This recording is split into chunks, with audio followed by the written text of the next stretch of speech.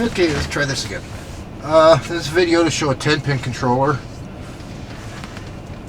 which is a V-plow for a Western Fisher. Has a big black plug like this, not the little 4-pin plug. And once you get this one has all 14 pins used, because I added 4 pins for the different features. And if you buy this, I give you pins for the other side, and you have to run them to where you need to, depending on which feature you want to use. Okay, the first feature is this is capable of turning on the lights. If you have a beacon, you can use the one wire. When the controller gets turned on partially or fully on, it'll turn on your beacon light. So that's one less thing to worry about if you have one. Okay, to do that, basically use one of the power buttons. I have 2 power buttons here, lefty, righty, whatever you want to do, or spare. All you do is tap it, and you'll see the light blinks. The float light, that means the external light is activated if you have it hooked up. If you don't have it hooked up, it doesn't do anything. To turn the controller on fully, you'll hold the power light button for a second, and it'll turn power light on. It'll also turn and backlight the buttons, which you probably can't see right now because it's not dark enough. And then you can use your plow normally. Let's get this out of the way. Alright, one feature here is you tap it down and hold it, or hold it for float. If you hold it, it goes into float. That's normal. If you need to go all the way up, don't want to hold the button, double tap it, it'll take you all the way up. You want to go all the way right or all the way left. If it's all the way one way, double tap, it'll do the same thing.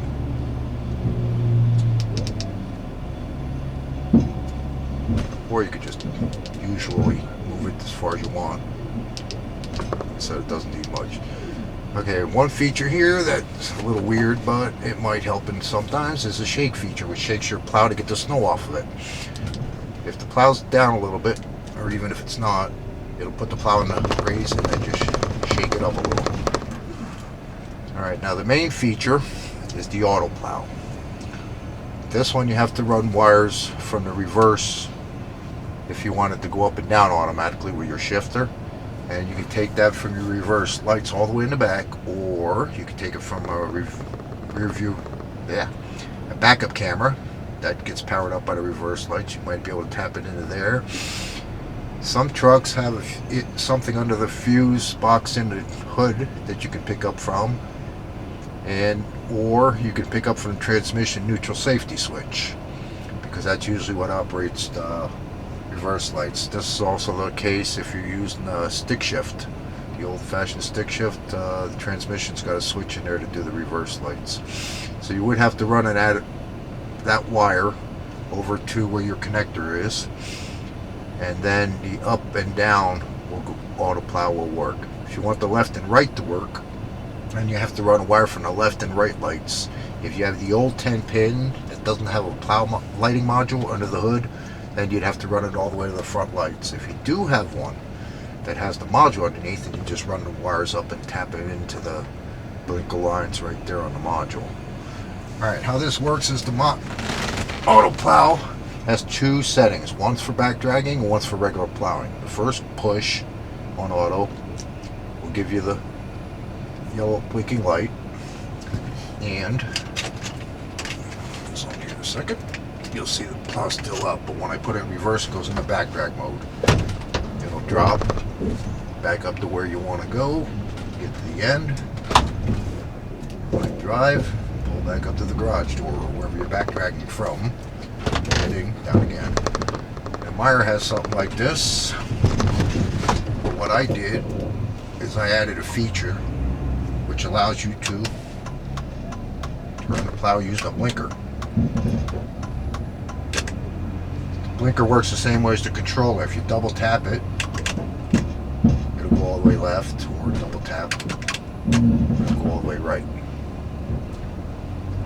You can also control it and the wings individually while it's in auto plow. You can't do the up because that's already up, and the down because it's controlled. The up and down are controlled by this controller, but the other functions you can still use while you're auto plowing.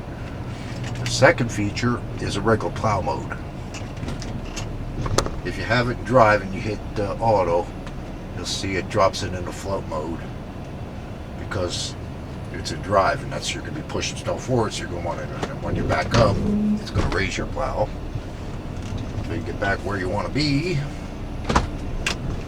And then you can move your plow and drive. So you can use the blinkers. You get to the end, plow lift up. So you can move snow and do a whole driveway without touching the controller if you get used to it.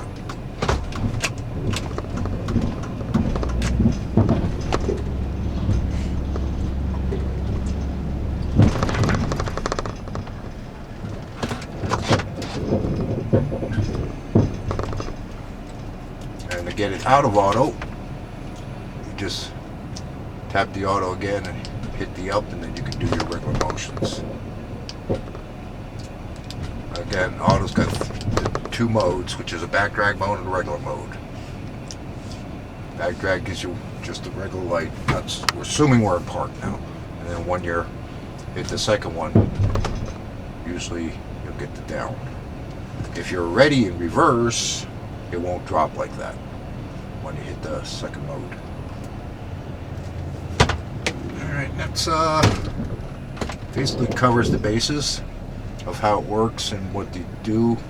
Again, like I said, the handle's a little different because I had to get the extra buttons in there. It's thinner than the factory one. Where is the fed? I thought I had one in here. I guess I took it out. This is also available in the 4-pin model, which is like this. But this is the larger one. And it's available on a straight blade 6-pin. Okay, I guess that covers it. If you have any questions, send me an email. It's easier to email me direct than to use YouTube's system because I have to go in and check that system, and I usually don't always get the messages. So email me direct if you got any questions. Okay, and that's basically it. Power off, you just hold the button. Alright, thanks.